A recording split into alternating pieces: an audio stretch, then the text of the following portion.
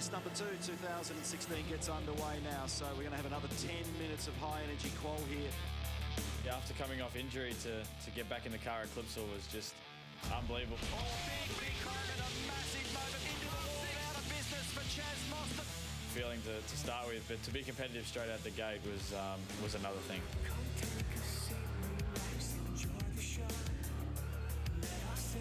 I'm one of those guys that just takes the race as it comes and the qualifying as it comes. If I'm good enough in that session, I'll hopefully be up there, but I didn't really expect it to first round back after having so long off. Mostert's come back with a great response. What a stunning comeback from one of the biggest accidents we've ever seen. The emotions are running high, not just through myself, but through my family, that put up with me a lot over the couple of months there for injury. And then also my team that never lost faith in the break as well to get me there and give me good equipment to get the job done. For me, it meant everything to see how much hard work I put into myself to get myself ready for that first round after going through rehab and physio and all that kind of stuff to get there and actually achieve a pole position straight up was unbelievable. Was a great comeback story, and of course Chaz Mostert is in with a shot for another pole position because he's in the top 10 shootout. It is great to have our mates Shannon's back on board for 10 Motorsport this year. Look out for a great competition too, thanks to those guys a little later on throughout the show. And Shannon's Race Central, like I said yesterday, green is good, Larko. Yep. Let's talk about this circuit. We always say it's one of the most difficult circuits to master, even harder when it's the first weekend of the season, right? It's got some very characteristics, Matt. If we have a look at them, I mean, here's our circuit. We've seen it plenty of times, 3.22 kilometres long. So that's kind of medium by our standards. But a couple of things I want to point out. First of all, if we look at a couple of our overtaking areas, or what I'd call our key overtaking areas, sure, there's other places, but this is where you get it done. Down into 9, the last corner, turn 14, and up here into 4. So by default, what that means, if I press this button, which is my critical corners, it makes turn 8 a critical one, right? And it makes this chicane very, very critical because how you approach and exit those corners defines your ability to actually overtake. Now, I'll throw into that now the speeds. Now, I want you to just register turn 8. In fact, when you look at any of my speeds on one of these graphs here, all the red ones in the middle are the slowest you go in that corner, that area of the circuit. The green ones are the fastest on the straight as you approach it. So 225 kilometres an hour is the slowest. You don't go any slower than that down there. And you get up to 243 before down to 60. So when you go from a high speed to a very low speed, that always creates a really good overtaking opportunity. So in the context of some of those speeds, sorry, one more, 160 k's an hour, that's the slowest in the middle of that chicane there that you go. So that's incredible, isn't it, when you think that is as slow as you go. So the critical corners I want to talk about. First of all, turn 8. This is arguably the toughest corner in Australian motorsport. Where you come through it at the back there, you're committed. Remember that speed I showed you, you enter it at? You're committed. You can't get halfway through the corner and go, wow, I've come in a little bit too hot, I'm just going to back out of it. It doesn't work like that. There's one line through that corner, and as the race day goes on, rubber builds up on the outside of the line. If you go offline, we see lots of drama. So it becomes a really critical corner because, as you see here, if you get a good run off there of just maybe 1 or 2 kilometres an hour, when you get down into turn 9, which remember we said that was a great overtaking opportunity, you can put yourself in a position for a little bit of an attack, which you can see there. Didn't quite come off, but you get the point. So the next one we want to look at is, I want to go down here into the chicane, have a look at the chicane. So again, coming through here, you've got to try and trim as much as you can out of this curb. This is actually turn 1. Sometimes people get a little bit hungry. This is what I call mechanical sympathy. You can't keep belting that like that all day because your under tray here creates your downforce, and if you start knocking that around, you're going to be in all sorts of drama. But what these drivers are doing is simply, if I go back to my map here, they're trying to get through this section quick so they can affect an overtaking opportunity up there. Okay, enough said about that. What I want to do now is get into one of my favourite parts of motorsport, which is liveries. Liveries are, if you like, the paintwork, the sponsor stickers, etc. on the car. Now, every year we just get better and better and better at this. So there's our full range of 2017 liveries. Now, what I like is, you've got to remember, in motorsport, the car is simply the platform to drive a whole marketing and sponsorship program from. but it's got to be really good because it is the stuff that you make all your marketing collateral from. So your statement's got to be powerful. But I can tell you, having done it, it's very hard. All your sponsors want base colours. Everyone wants their Pennethworth, and it's a real challenge because you'll generally have a primary sponsor, you'll have a bunch of secondary sponsors, and then a host of third-tier sponsors. So very difficult. So, for example, Pro Drive Racing Australia, I know, have 41, 42 sponsors. Now, a couple of my favourites. I really like, you know, the Clipsal Mega, Preston Hire. You see Car Sales, Woodstock. Some of those ones that are using really powerful signs on the outside of the car. One of the golden rules, though, is you want to try where possible to have light-coloured writing against a dark background. Always stands out better. But my 4 favourites I'm going to show you, and they're going to pop up on my little screen here. I'm going to start, I mean, I really like the single one, I've got to say, but I'll start with Penrite as my number 4. Very simple, very powerful, and a great platform to drive your marketing from. Well done, really like that one. So that's going to pop up. My number 3, I'm going to say Bottle-O.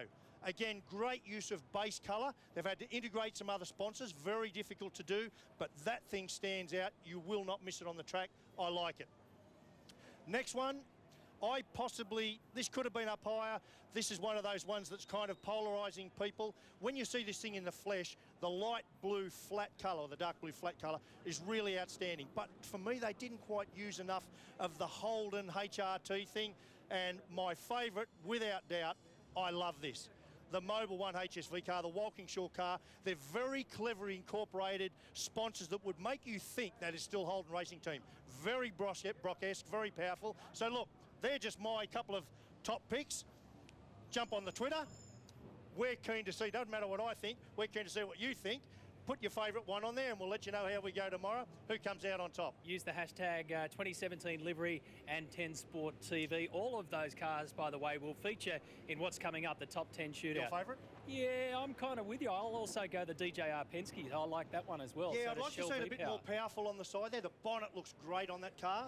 See how that screen doesn't work when I touch it? It's only programmed for you, isn't it? That looks great. Stick around. The first big question we will answer today is who gets the first pole position of 2017. At the Clipsal 500, the top 10 shootout is coming your way next on your home of Big Event Motorsport, Network 10.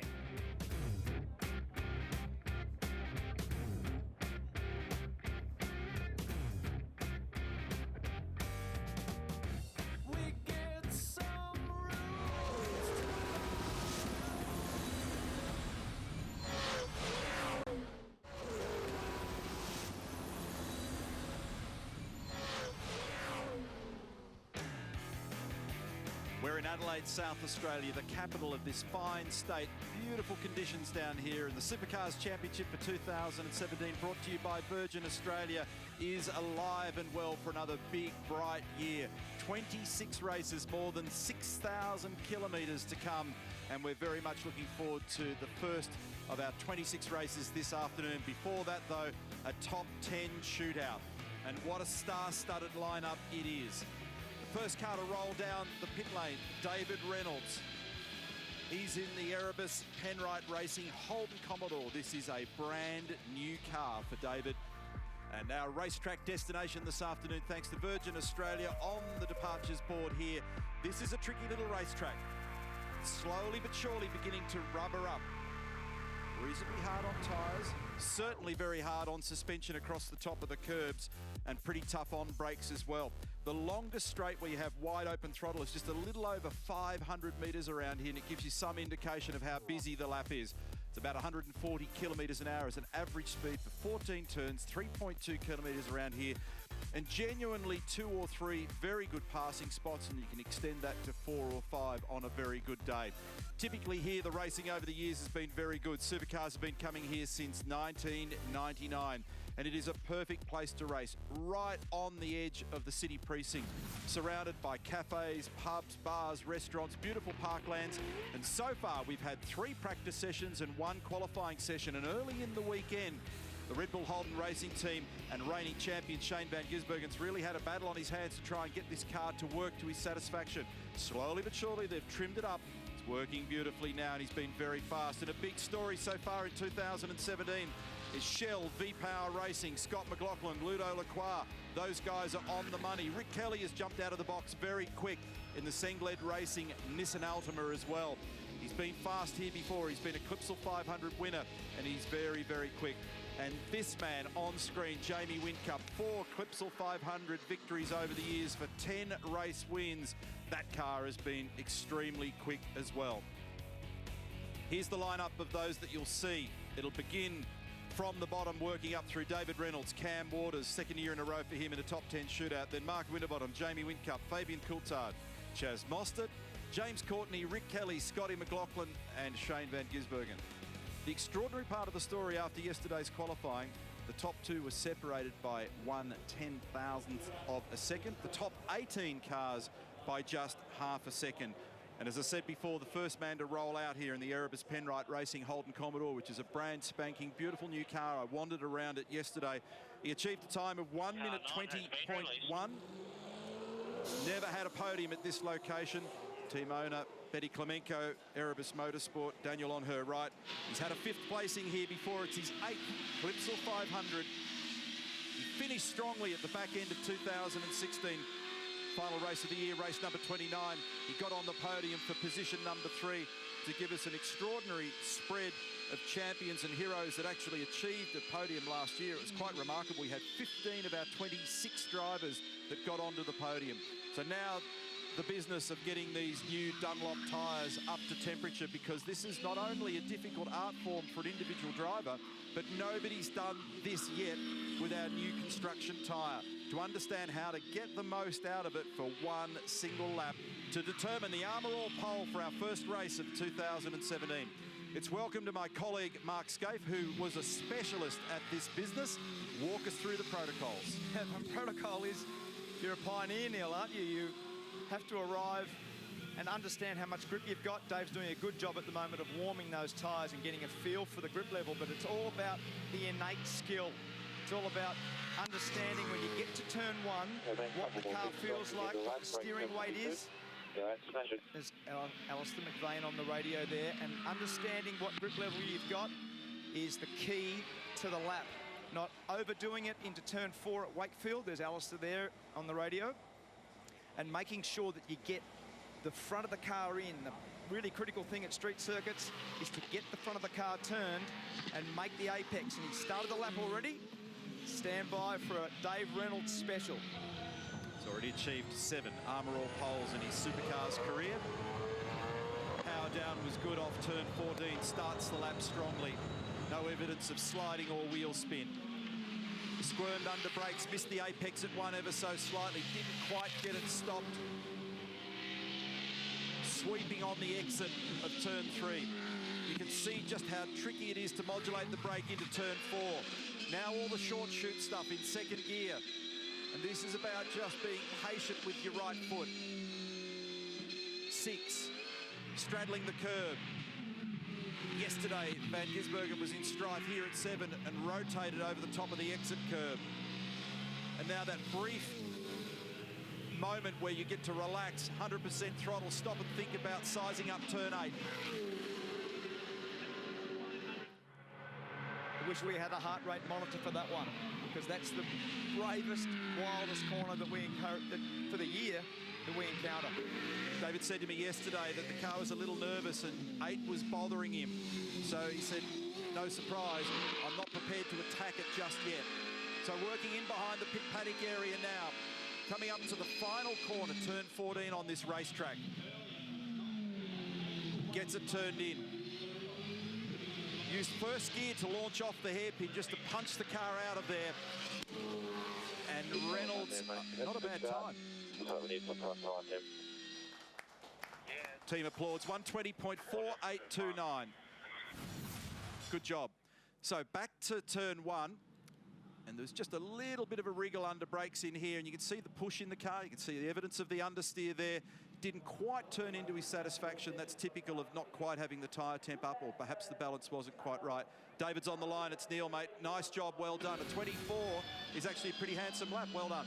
Oh, yeah, thanks, Neil. It's a little bit average, I think, in my terms, but I actually half flipped off the brake pedal at turn 1, but don't tell the boys back at the workshop. Oh, mate, I promised to keep it a secret, but that new car's behaving well, and it looks like you're coming to terms with it. Yeah, man, yeah, it's working really well for us at the minute, so hopefully it keeps us up through the year. Thanks, mate. Appreciate it. Appreciate Thanks, you taking boys. time out to have a chat. David Reynolds, 1 minute 20.4829. Erebus Penrite Racing Holden Commodore. Our second runner today, Cam Waters, the youngster. Second time in a top 10 shootout here. He did it on Sunday in 2016. Monster Energy Racing Ford Falcon, one of 3 Pro-Drive cars. 1 minute 20.05 to get his lap started. He's had a fourth at this location. It's only his second Clipsal 500. And he's got a brand new engineer in Brad Busherson. And how's the pressure of this, Neil? Trying to arrive up here over the bumps, gets it turned in nicely. 1 career pole, Barbagallo last year, a young man from Mildura. And it bounces over that curb there quite aggressively on the way out of turn 6 into turn 7. And this is the run up to turn 8. And it's fractionally better by 6/100ths than David Reynolds. So throwing this car around. Here's 8. Came out of the throttle briefly and then pushed wide. He was right up against the edge of the wall. Now big brake temps and tries to pull it up squarely for 9. Uses exit curve. Bit of wheel spin as he came out of there. Second timing intermediate is good for him as well. 2 green boxes for Cam Waters. It's a 19.7 in the middle of the track, so he's peeled a little bit of time out of David. Final corner, throws it over the turn 13 curb. He's battling to pull it up. He got it to the apex, wrestled it down where he wanted it. Straddles the curb on the exit. It's a good lap for Cam Waters. And it's a 1 minute 20.3785. Lost a little bit of time in the final sector. T1, got about a 10s on Reynolds. Just remember the scales on your entry, mate. Brad Busherson, and here's the view of turn 8 from the other angle. Look at the understeer. Look at those front tyres. Front left is straining under the load as he brings steering angle on the car to try and get it to rotate, and then nothing at all on the outside of the car here. Check out the left rear of the car. Yeah, it was very close, wasn't it? But it went from what you said, from an understeer set to when he got back on the throttle, actually turned to oversteer right near the end, didn't it? So it was quite difficult to control. Yeah, very, very close to the fence. But a good effort from Cam Waters to do that. Our next runner, Mark Winterbottom, Botlow Racing Team Ford Falcon, the second of the Pro-Drive cars. This is a brand new car, 1 minute 20.05. Twice he's been second here. He's had a couple of front row starts he's never had. A Clipsal 500 pole. His last podium back in 2012, he ran slightly wide of the mark at 1, just.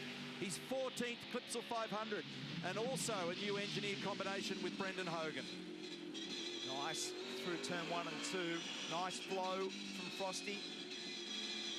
Uses a lot of curb there. Runs it very wide. There's a couple of different styles that the guys use from turn 5 to 6. And he's up by almost 0.3 of a second. Very good job. Great pace from Winterbottom. A late 27's the best we've seen in Sector 1. So it's a 28.02. When you're up 0.3 in a 28-second sector, that's a very big chunk pro rata. Nice job through turn 8 for Frosty. Can he get it stopped? Turn 9, he's dropped a little bit of time. Turn 8, but he got it to the apex. Nice exit, not too much wheel spin. This is a tricky left-hander. Turn 11, a lot of inside curb. And a lot of brake locking for many runners, particularly yesterday when the track was a little dirtier. 35 Armour All career poles for Mark Winterbottom, approaching the final corner now. Sector splits for him are very good. The first sector was brilliant. He's a little slower than his teammate Waters in the mid-sector, but what does it add up to now? He's staring at the dashboard. We're looking at computer timing, and he's up. 1 minute 20.0. Tantalisingly close to a 19. That's actually 400s better than his time from qualifying. So that's an excellent job by Mark Winterbottom. This was beautiful, Neil. He had it on the slide. The wheels were just almost locked, and the left-hand wheel was perfect. Frosty Muckscape, great job. Perfect lap, very, very smooth, used all the road. Well, perfect, mate. No, I don't know about perfect, but you're being kind to me. But car was good then. We're making progress, but yeah, having fun, mate. This is a cool track. New tyres working well, and I think we'll get done. But the shootout's the lottery, so we'll fingers crossed we can hang on. Great stuff. Good luck this afternoon. Next up, Jamie Whincup. Red Bull Holden Racing Team. This is a brand new car. He qualified in the 19s, a 1:19.89. 4 times a Clipsal 500 champion, 6 times a series champion, 4 Bathurst victories, 10 race wins and 7 poles. on these parklands. It's his 14th Clipsal 500, and he starts his lap fully committed through the chicane. 29 races, Scafie, for 100% finishing record at this place. Extraordinary numbers. And didn't he attack turn 1 hard? He used a lot of road off the turn 2 curb, and that may have actually cost him a little bit of time. So we'll give you the sector in a second. 28.0 was best for Winterbottom. He uses all the road and more down into turn 7. It's cost him almost 3/10. So the marker for the first sector is a 28.02 for Winterbottom, and Whincup just did a 28.3. He was the fastest in practice 3 earlier today. It was a qualifying rehearsal. Big commitment through 8. Awesome shot on arrival and departure. Nothing left under brakes into 9 for Whincup. Huge brake temperatures and very quick on the approach at 245 kilometres an hour. This is the tricky left-hander that Mark spoke about. Yesterday we saw him with absolutely no space on the right-hand side of that car at all. Can you get it stopped? Just over 200k on the approach to turn 14, back to 65 kilometres an hour. I think he used second through there as well. Yep. What's the time look like for Jamie? P2, 1:20.1. Got stronger as the lap wore on. Nice job, mate. Nice job. Cool it off there. And when you come into pit lane, looking for the scales, please, mate. David Couchy, engineer. So here's the replay down at turn 1, and you talked about how deeply committed he was into here, Mark, and there's the apex. It just pushed on him at the wrong moment, and it just made him a little wide over the top of 2. He's on the line at the moment. Jamie, it's Neil. Position number 2 for you on a 20.1. Well done. Yeah, thank you. Yeah, not the cleanest lap I've done, but hopefully it's there or thereabouts. Top 2 rows would be nice. What was the car like? Car was good. Car was good, as you said. It was just a little bit wide at first chicane. Dropped some time there, but back up the lap seemed pretty good. Thanks, mate. Have a good run today. Thank you. Cheers. Looks very relaxed. Looks very relaxed, doesn't he? He does. He's super fit at the moment. Fabian Coulthard, next driver on. Shell V-Power Racing, Ford Falcon. Year 2, Dick Johnson Racing Team Penske. Got in with a 1:19.89. A pole here on Sunday last year. His 11th Clipsal 500. And big expectations surrounding this team, and he's off to a very strong start. Can he get it stopped? He battled then, Neil. It was over those wavy bumps at the end of Wakefield Street, and it was twitching under brakes. He just got it slowed enough to be able to turn it. So a nice start. And what does the first sector look like for Fabian Coulthard? Armour All pole position that we're contending now with our top 10 guys, and he has done a 28.05, 0.03 away from Winterbottom.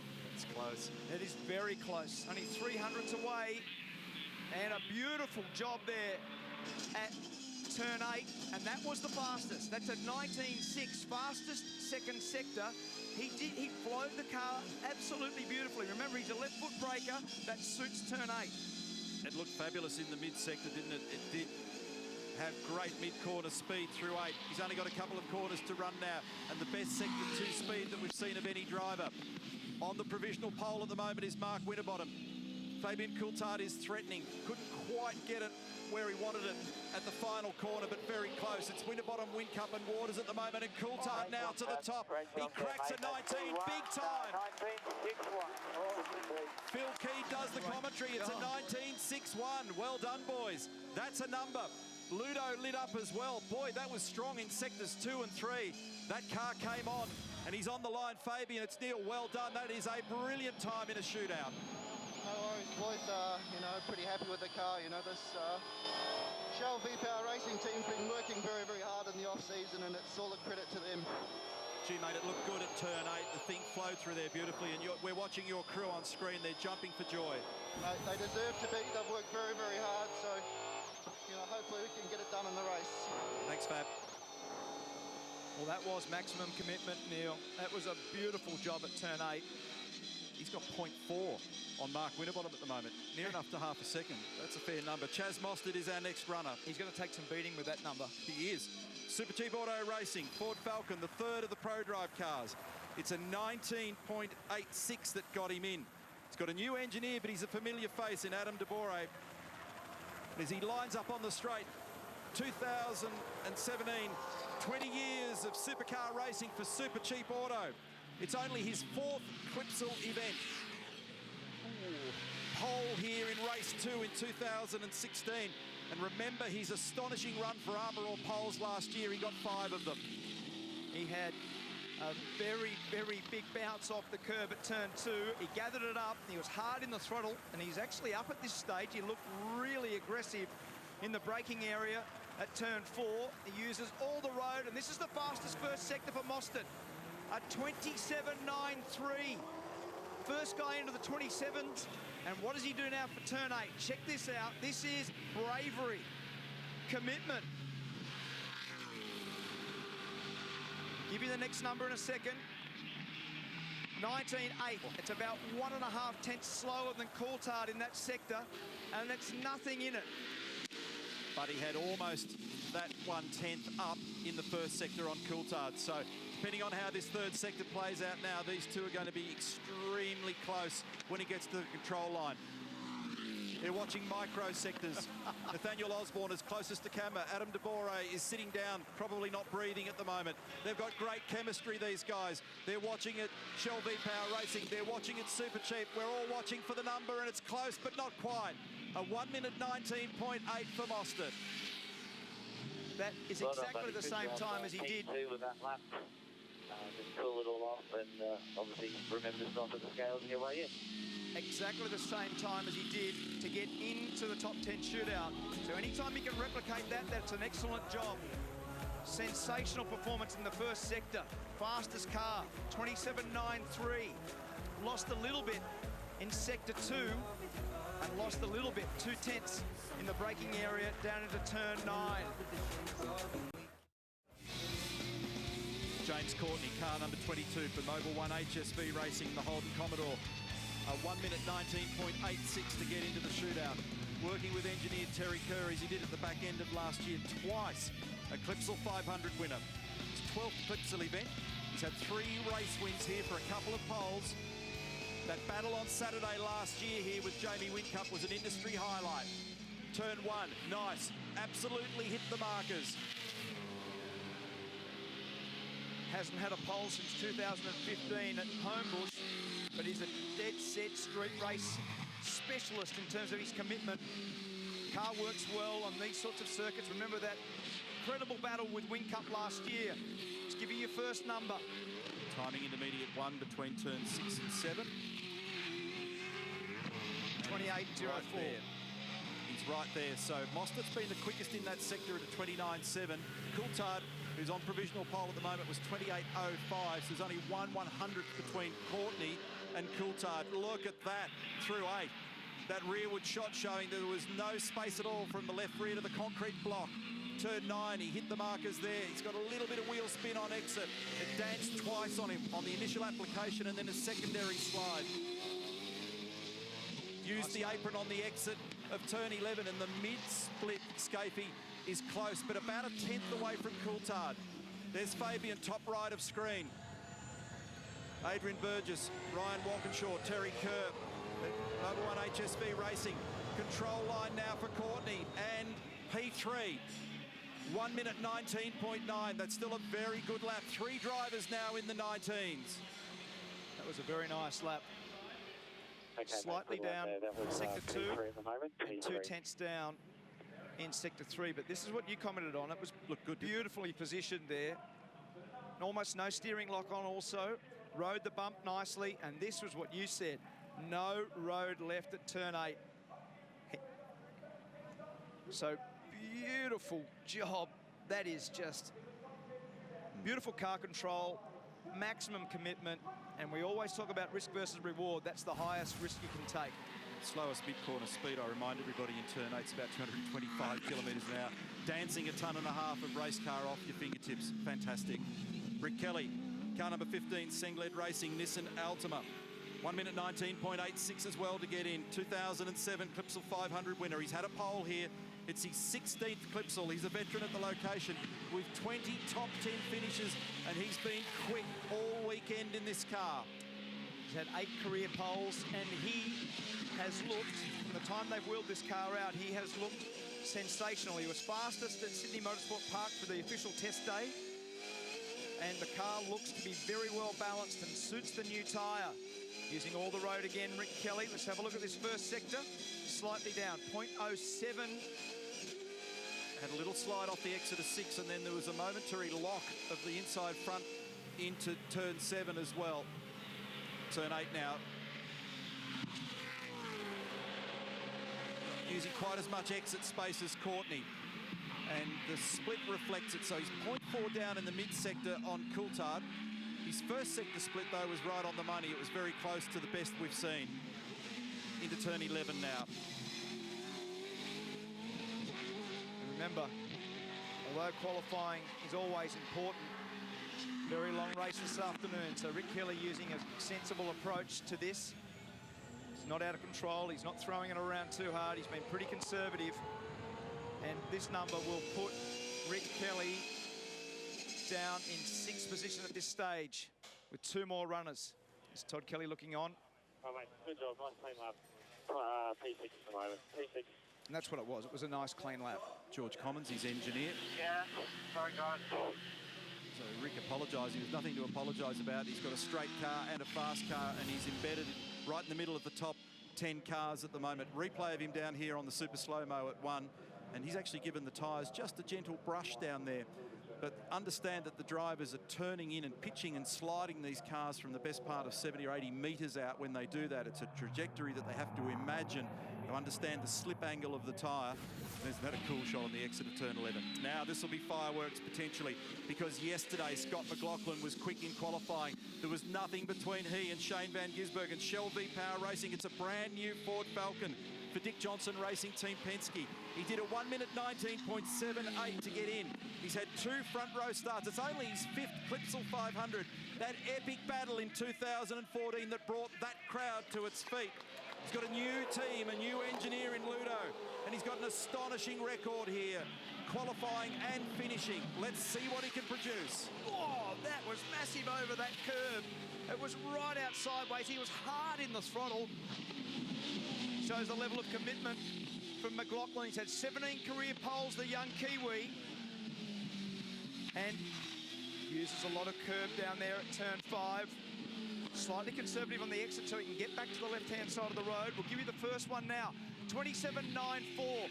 That's 1/100th slower than Mostert's fastest first sector. So it's a great start to the lap for McLaughlin.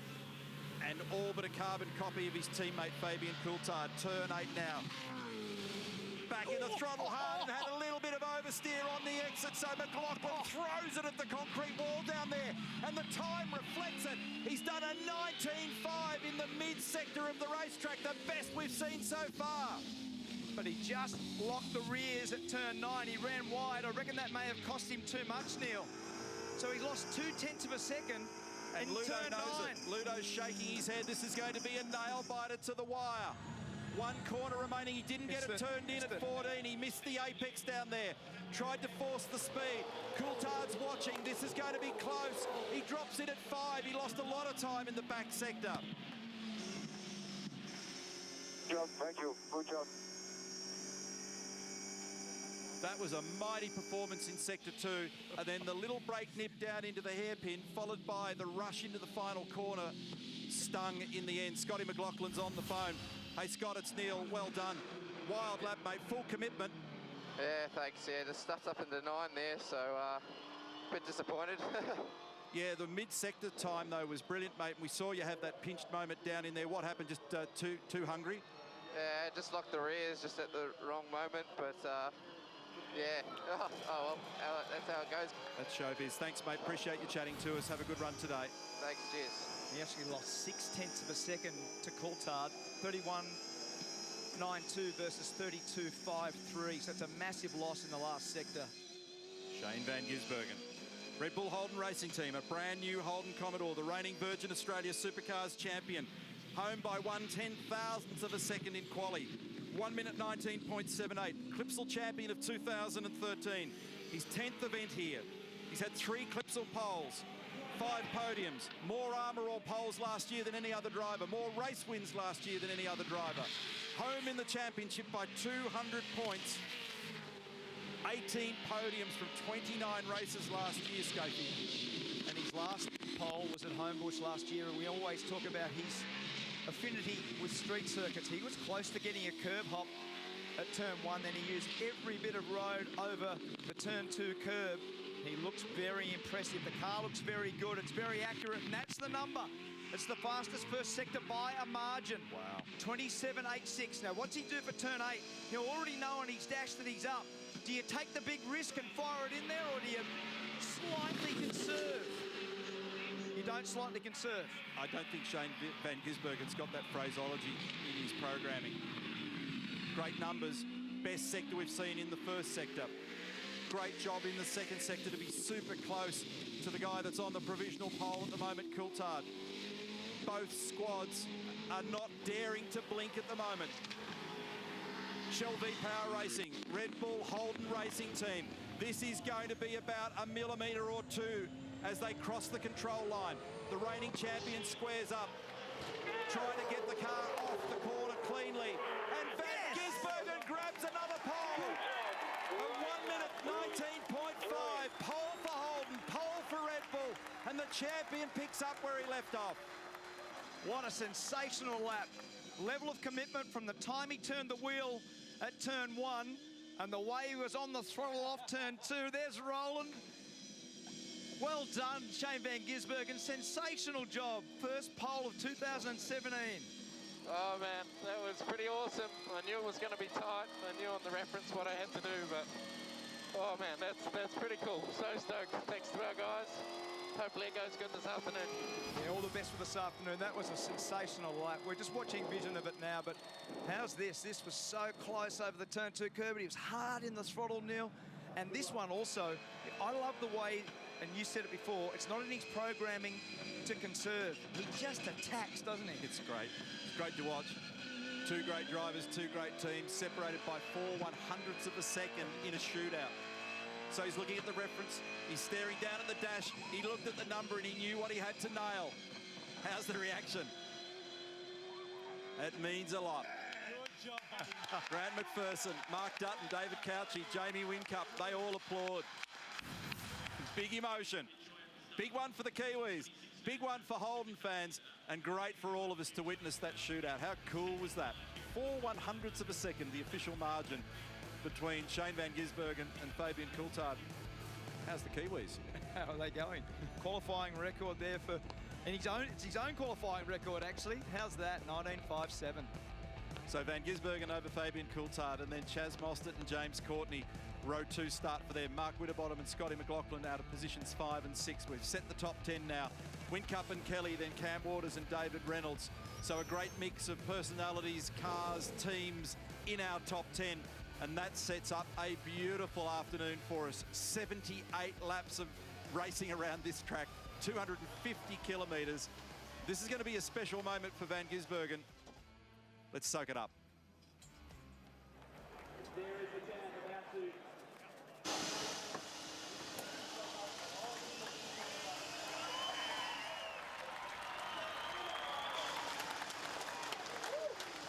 A lot of attention. Justifiably so. Grant McPherson, Roland Dane. Great job. 4/100ths of a second for that pole position in his favour. You see him staring at the dash to understand it. It's his 16th career pole. Another Armour All check will go to Shane Van Gisbergen. Brilliant performance. Chaz Mostert, the 55 Superchip Auto racer, was very good out there, mate. Great lap, really. I mean, very, very strong. Got pipped by a couple of blokes, but you've got to be happy. Yeah, those front two guys, they were bloody quick. Yeah, to do a 5 and a 6, that's full commitment. So, yeah, pretty happy with my lap. Didn't really put a foot too wrong. You know, looking back on it, there's always a spot where you think you can pick up a 10th or 2 there. But, you know, it's been pretty good start to roll out to the year. You know, obviously a new direction for us, getting Adam back. We're trying pretty hard off the track as we are on the track, so we'll see if we can keep fine-tuning it. keep making it a little bit better. I know there's a little bit more in the car and maybe a little bit more of myself, but those guys at the front, they're quick. Yeah, they are, but you've got some work to do, and I know you're wanting to make sure you get back up the top there. You mentioned before Adam de Bore, you've got him back in the car with you this year. 2015 was a strong one. A little bit lacklustre last year, not any disrespect to the engineer you had, but that relationship you've got with Adam is a really good one, and you've enjoyed that in the past. Yeah, it was definitely good for me to work with someone new last year and see their aspect and the direction they want to go with the car. So it's also good to get a bit of continuity back with Adam back at the team and see what he's learned over the last 12 months too. So, maybe in the break we'll duck down to Super Cheap Auto, get some bits off the shelf and chuck it in the car and see how we go. Tune her up, buddy. Tune her up. Cheers, guys. Nice job, Chaz Mostert. Armour All pole position winner for our first race of 26 for 2017 goes to Shane Van Gisbergen. He moves his pole tally in his great supercars career on to 16, and he continues the love affair with this racetrack. What a committed lap. Scapey wasn't sure whether or not he'd be able to get the job done through the mid-sector there in turn 8, and it was an emphatic performance throughout the entire lap. He came home by 4/100ths of a second. Rihanna. Congratulations, Shane Van Gisbergen. I think that's your 26th straight top 10 shootout, your 16th pole position. Fantastic stuff. Yeah, pretty awesome. I knew what Fabian's time was, fastest time of the weekend, so it was going to be tough, but track was grippy after that race, and car's awesome. So thanks to my guys here. Car's got better and better all weekend, but race to come, so looking forward to that. We love a little bit of drama in television, and we love that you're already setting up a little bit of a rivalry between yourself and DGR Team Penske, so thanks for that. It's not from my end. It's great to have competition. 2 Kiwis or 3 Kiwis up front. It's pretty awesome for us. And a little bit of money from Armour, $1,000. So from Vera Gerard, thank you very much. Enjoy the race this afternoon.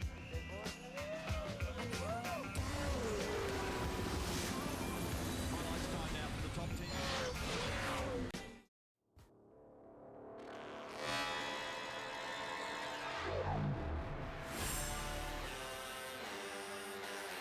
Big changes are coming to Formula One. And Australia is the first stop for a new look season that promises to shake up the World Championship like never before. New cars, new regulations, different drivers. The reigning world champ retired. Even Bernie is gone. But Daniel Ricciardo's Red Bull team is firmly placed to take the fight to Lewis Hamilton and Mercedes. 3 massive days of coverage, March 24, 25 and 26.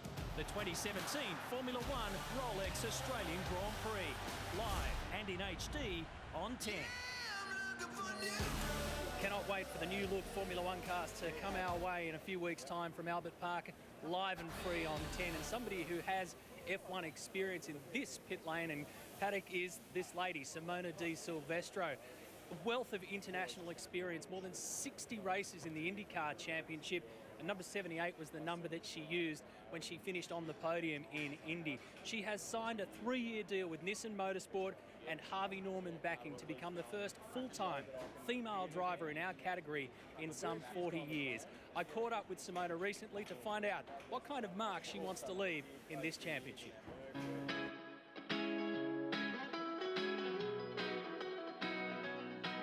Well, Simona, you have driven a supercar before, but never for a full-time season. Are you a nervous person? Because there's a lot to be nervous about. Well, I usually am pretty nervous, but I think this year, and especially starting the season here, it's just, it's all so new that I can't really, put any expectation or anything like that. Tell us the Simona story. How does a girl from Switzerland find herself driving in some of the most famous categories in the world and now full-time in the supercars? It's interesting because actually in Switzerland racing is banned, so we don't have any tracks or anything. So, I was really lucky that my parents really also gave me the opportunity. They've really let me try whatever I wanted when I was little, and I was playing tennis and go-karting and things like that. And that's how I grew this passion about racing. And when I was 17, I left for America to go racing there. So you just have this dream about being in a race car and going racing, and you would do anything for it. Swiss female driver. This is Simona's day. My career has been pretty interesting. made it to Indy cars, which is quite special because many drivers dream about going into that category. And then I've driven a Formula 1 car, which is not something everybody gets to do. So now, you know, I'm looking forward to really getting established here in supercars and have a long career, and also, you know, be counted as one of the top drivers here in the future. First time you drove a supercar, what were your impressions? Well, the biggest thing for me was actually sitting on the right side, because that was really strange to me. In Switzerland, you know, on the road car, we always drive on the left side. We're sitting on the left side, so that was something really strange. And that's also something I really struggled even at Bathurst, is just having the width of the car that I'm not used to, because in an open wheel, I'm in the middle, so it's much easier to kind of have your bearings around. And I think the thing that impressed me the most was actually how fast the supercar is. That was actually quite shocking, I thought. The cornering is a little bit different. It moves around much more than what I'm used to. But I think as a driver, it's quite cool because you can do so many inputs yourself to really maximize the corner. What about the female factor? How important is it for you to be able to give the message out to Australian fans that females can race? What did you say? Gender doesn't make any difference when you're going into a corner at 225 k's an hour. Yeah, exactly. You know, for me, yes, I'm a girl, but I've always been passionate about racing cars, and if you're passionate about it, then just go for it. And I think that's really what's important, and that's what I've always been about throughout my career. When this deal went from a one-off at Bathurst to discussions about a full-time deal and then a 3-year factory deal, I mean, was it something that you'd honestly planned? Well, I wouldn't say I planned it or anything, but definitely I think supercar has always kind of been on my mind. I think it's on the mind of a lot of drivers racing around the world because it's such a good championship. Getting this deal done with also the 3 years was something really important to me, to have a place where I can grow. How did you explain supercars to especially the people back home at Switzerland? I'm off to this new job. How did you explain it to them? Yeah, well, I talked about supercars and Bathurst, and it's actually quite impressive how many people, for example, know about Bathurst. And telling my friends and all that I'm going to Australia, I think the first thing they were thinking is going surfing, you know, when they come and visit me. So you also only live once, and when you get an opportunity like this, you have to kind of take it with both hands and take the maximum out of it. And some drivers like to, you know, set the goals. I want to be top 10 this year or top 15. I want to qualify better. Is it just I want to improve the whole way? I think, to be honest, after this first race and maybe the second one, I'll know where I'm at, and then I really then know what I can aim for. These little things that I have to first figure out, and then I think we can start talking results. The level is really high, so, you know, I'm just gonna have to fight for it, and hopefully it'll go well.